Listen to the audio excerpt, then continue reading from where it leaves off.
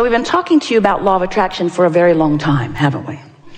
And many people are beginning to understand it. Many are misunderstanding it. But we want you to understand that law of attraction is responding to the vibration of that which is you.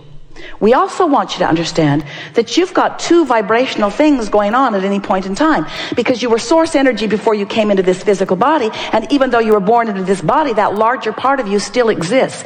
It is a vibrational you. It's a vibrational, co-creative you.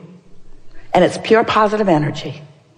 So here you are in your physical body, sifting and sorting, knowing what you don't want, knowing what you do want, all day, every day, have been for a very long time, launching preferences, clear preferences of what you prefer. And each one of these vibrational launchings is received by the larger part of you. In other words, vibrationally speaking, the source within you is evolving and expanding as a result of the life that you're living here in this physical body. When you see someone hungry, you want more food for your planet. When someone is rude to you, you want nicer people in your life and in the lives of others. In other words, you are constantly expanding and improving through the life that you are living. And the source within you is taking that expansion immediately. So we've been then explaining to you that without even knowing it, you've been creating this vibrational reality. It's the vibrational version that precedes the manifested version. And we explained to you that the source within you is collecting and becoming all that you are asking for.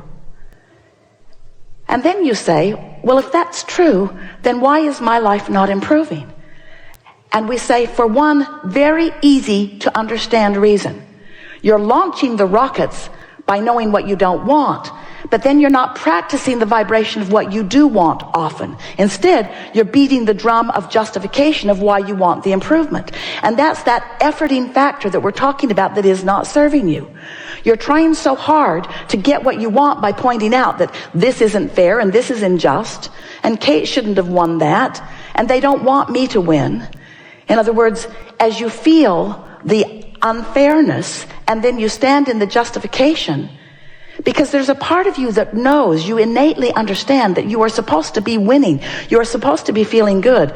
And when you're not, you understand that there's something wrong, and then you go about trying to explain why it's wrong and how long it's been wrong and what's really wrong about it and how others agree with you that it is wrong. So you continue to practice the vibration, a frequency that disallows what you want.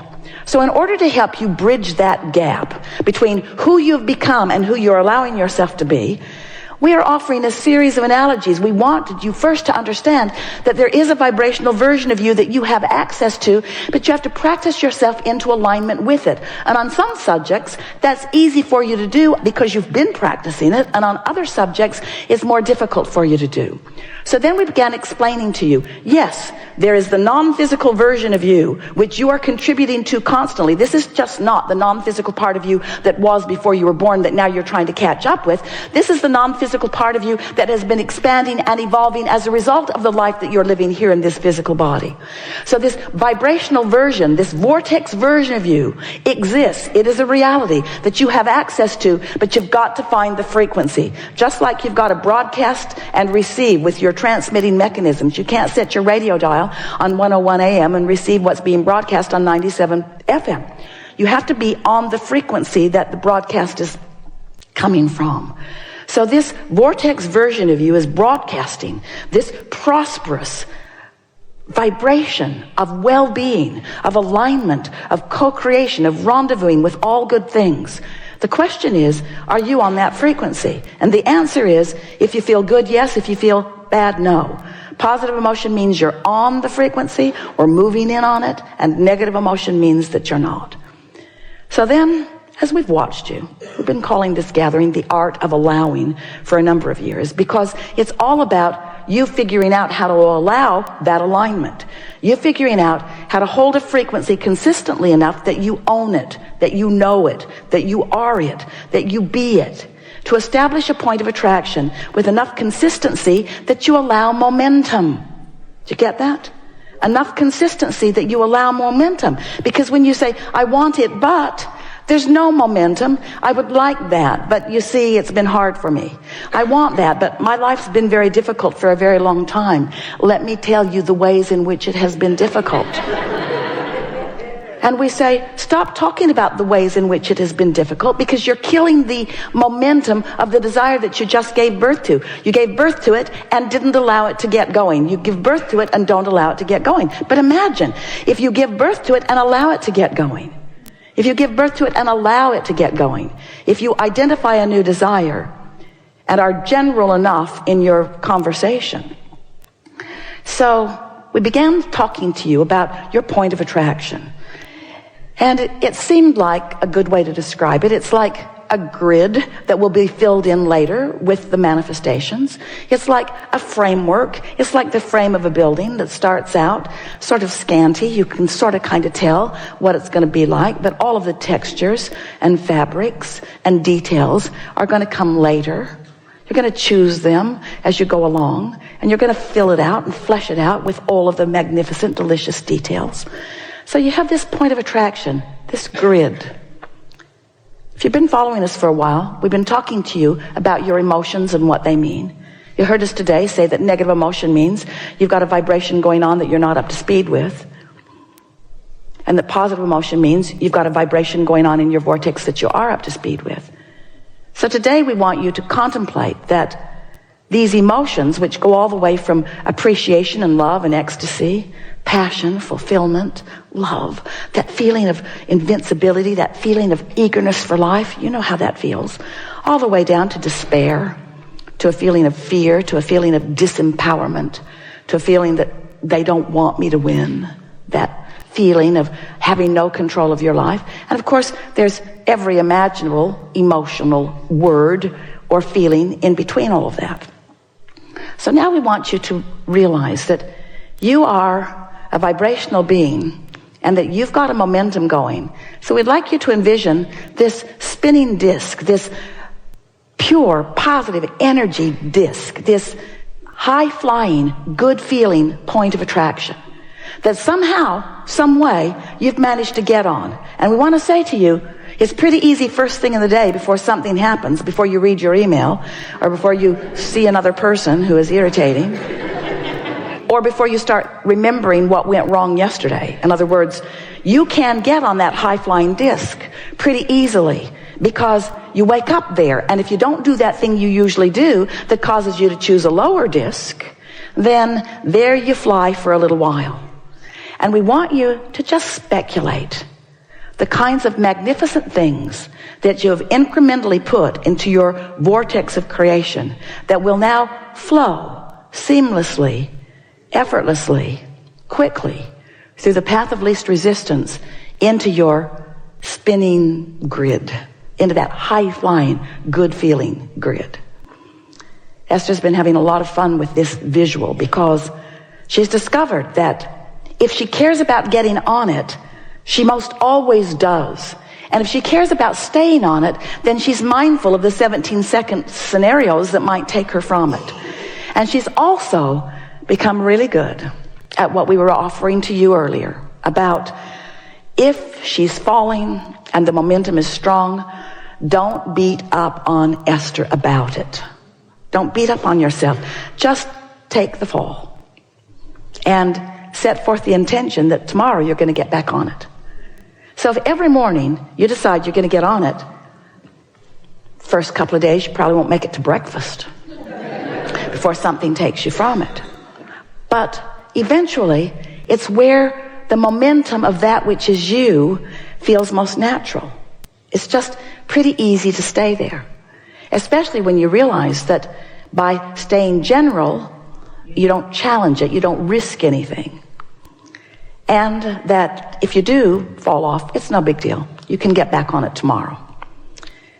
So last week, Esther announced to us, Abraham, I refuse to accept that I have to wait till tomorrow morning to get back on the disc. Because I like being on it so much. And I'm clearly not on it right now. For all of the obvious reasons, because you saw what happened. It was wrong what they said, what they did, how it turned out. Wrong. But I refuse to accept that I have to wait clear until tomorrow morning to get back on it. I'm going to meditate and clear my mind. Worked really good. I'm going to find some way of distracting myself. I'm going to find a way of slowing the momentum of unwanted things while I speed the momentum of wanted things.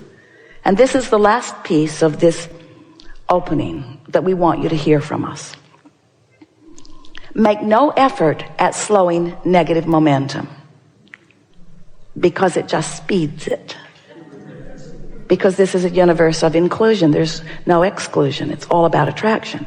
So when you're not going to think about that thing that you're thinking about, then you're thinking about that thing you're not going to think about. And as you're thinking about that thing you're not going to think about, you're thinking about that thing you're not going to think about. And the momentum is getting stronger and stronger and stronger. And you're feeling worse and worse and worse and getting all animated about the injustice of what you're feeling. They just don't want me to win, you exclaim.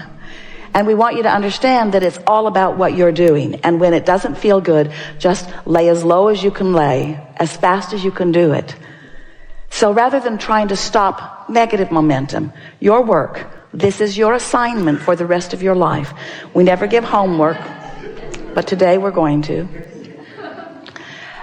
Find ways to get positive momentum going. That's it. That's your work. Get on the disc. Stay there as long as you can. If you fall off, no big deal. Get back on as quickly as you can. If you fall off, no big deal. Get back on. Until what will begin to happen is you'll have enough positive momentum that you'll begin feeling what the true power of influence is that we've been talking about. If you're having a no good, very bad day, Esther will say, clearly, I'm on the ornery disc. And I can tell I'm on there because there's ornery people all around me. Or I'm on the defensive disc. And your tendency, Esther's too, is to want to blame the other ornery people. Because if they weren't there with her and being ornery, she'd feel a lot better. But we want her and all of you to understand, she met them there. She met them there. It's like going to the ornery meeting. Where's the ornery meeting? Where's the ornery meeting? I want to meet new ornery friends. Like to be flipped off by different people in traffic today than usual. So when you begin to accept that you chose the disc and that they just met you there, it sort of takes the sting out of what they're doing, what it feels like they're doing to you, especially when you begin to accept that you have the choice of what disc you're on. And today, we think you understand it more clearly than ever before. That you have a choice of what disc you get on. And the earlier you choose it, the better chance you have of choosing the one you mean to choose. And eventually, and we're talking about a matter of a few days and weeks, you're going to predominantly be there. And when you start hanging out in that high-flying, good-feeling vibration, and you not only have the benefit of feeling good and breathing more deeply and feeling that fantastic feeling of eagerness coursing through you, but you also then begin to realize the benefit of the wonderful ideas that are flowing to you and the really good timing you have and the rendezvousing with all kinds of wonderful things. And the evidence of your disc is all around you. No matter what disc it is, the evidence of it is all around you. Then you'll begin to understand the invincible you. You'll begin to understand that you are the creator of your own reality. You'll begin to understand you always have been and you always will be, but you'll begin to exercise more deliberate control. And you'll find yourself, this is the biggest benefit of all. You'll find yourself not spending all of that time, how much time you can spend, trying to explain something to somebody who's not on your disc. You ever been flying high and somebody else isn't and you're trying to explain to them? They don't get it, do they?